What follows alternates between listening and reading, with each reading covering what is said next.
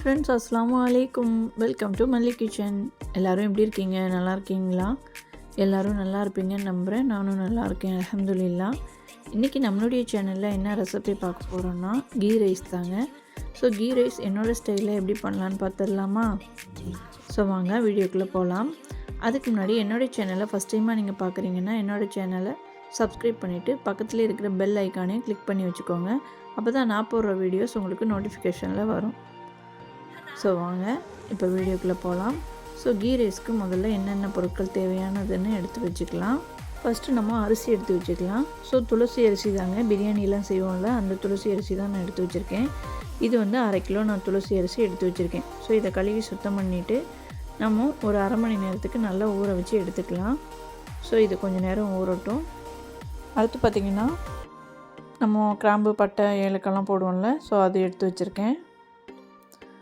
இது 1 கப்பு தயிர் எடுத்து வச்சுக்கோங்க.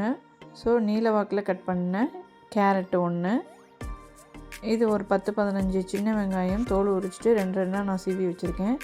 ஒரு 2 ஸ்பூனுக்கு இஞ்சி பூண்டு விழுது, முந்திரி ஒரு 4-5 முந்திரி எடுத்து வச்சுக்கோங்க. நான் 2 உடச்சி எடுத்து வச்சுருக்கேன். ஸோ கீ ரைஸ்க்கு தேவையானது நெய் எடுத்து வச்சுக்கோங்க. ஸோ கடைசியாக நம்ம ரம்பல் இருக்குல்ல, அந்த ரம்பலையும் இதோட எடுத்து வச்சுக்க போகிறோம். அவ்வளோதான். இப்போ ஒரு சட்டி அடுப்பில் வச்சுக்கலாம்.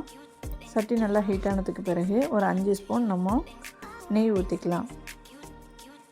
ஸோ நெய் கொஞ்சம் உருகி வந்ததுக்கு பிறகு நம்ம ஸ்பைசஸ் எடுத்து வச்சுருந்தோம்ல, அந்த ஸ்பைசஸை இதில் சேர்த்து நல்லா தாளித்து விட்டுக்கலாம். இப்போ சின்ன வெங்காயத்தையும் இதில் ஆட் பண்ணிவிட்டு கொஞ்சம் நேரம் நம்ம தாளிக்கலாம். ஸோ இது மாதிரி கொஞ்சம் நேரம் தாளித்ததுக்கு பிறகு அதுக்கப்புறம் நம்ம கேரட் எடுத்து வச்சுருந்தோம்ல, அந்த கேரட்டையும் இதில் ஆட் பண்ணிக்கலாம். ஆட் பண்ணிவிட்டு நல்லா தாளித்து விட்டுக்கோங்க. இந்த ஸ்டேஜில் நம்ம ரம்பல் எடுத்து வச்சுருந்தோம்ல, ஸோ ரம்பலையும் இதில் சேர்த்துக்கலாம். ரம்பலை சேர்த்துட்டு கொஞ்சமாக வதக்கி விட்டதுக்கு பிறகு இப்போது நம்ம முந்திரி எடுத்து வச்சுருந்தோம்ல, அந்த முந்திரியும் இதில் ஆட் பண்ணிக்கலாம். ஆட் பண்ணதுக்கு பிறகு இப்போ நம்ம இஞ்சி பூண்டு விழுது இதோடு சேர்த்துக்கலாம்.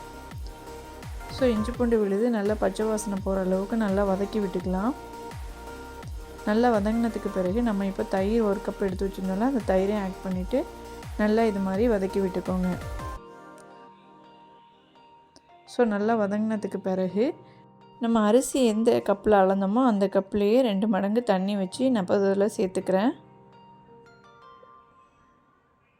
சேர்த்துட்டு தேவையான அளவுக்கு உப்பு சேர்த்துக்கோங்க. சேர்த்துட்டு தண்ணி நல்லா கொதித்து வர அளவுக்கு வெயிட் பண்ணிவிட்டு நம்ம இப்போ மூடி வச்சிடலாம். ஸோ கொஞ்சம் நேரம் நல்லா தண்ணி கொதித்து வரட்டும். ஸோ இப்போ லைட்டாக எனக்கு கொதிக்க ஆரம்பிச்சிருச்சு. இந்த ஸ்டேஜில் நம்ம ஊற வச்சு எடுத்துருக்கோம்ல பிரியாணி அரிசி, துளசி அரிசி, ஸோ அதையும் இதில் ஆட் பண்ணி நல்லா கலந்து விட்டுக்கலாம். ஸோ எல்லா அரிசியையும் இந்த மாதிரி சேர்த்துக்கோங்க.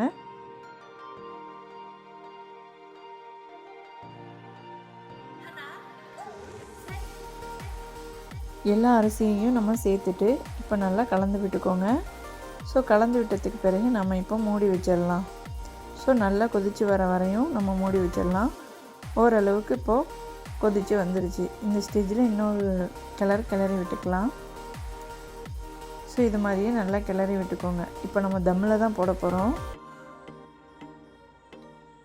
இந்த மாதிரி கிளறி விட்டதுக்கு பிறகு நம்ம இப்போது மூடி வச்சிடலாம். மூடி வச்சுட்டு தம்மில் போட்டுடலாம். ஸோ சிம்மில் வச்சு நீங்கள் தம்மில் போடுங்க. இப்போ ஓரளவுக்கு நம்மளுக்கு தண்ணிலாம் நல்லா வற்றி ஓரளவுக்கு அரிசியும் நல்லா வெந்து வந்திருக்கு. இந்த ஸ்டேஜில் ஒரு பெரட்டி எடுத்துக்கோங்க. ஸோ ஃபுல்லாக நம்மளுக்கு வெந்து வர வரையும் வெயிட் பண்ணலாம். ஸோ இப்போ ஒரு பெரட்டினதுக்கு பிறகு நம்ம இப்போ தம்மில் போட்டுடலாம்.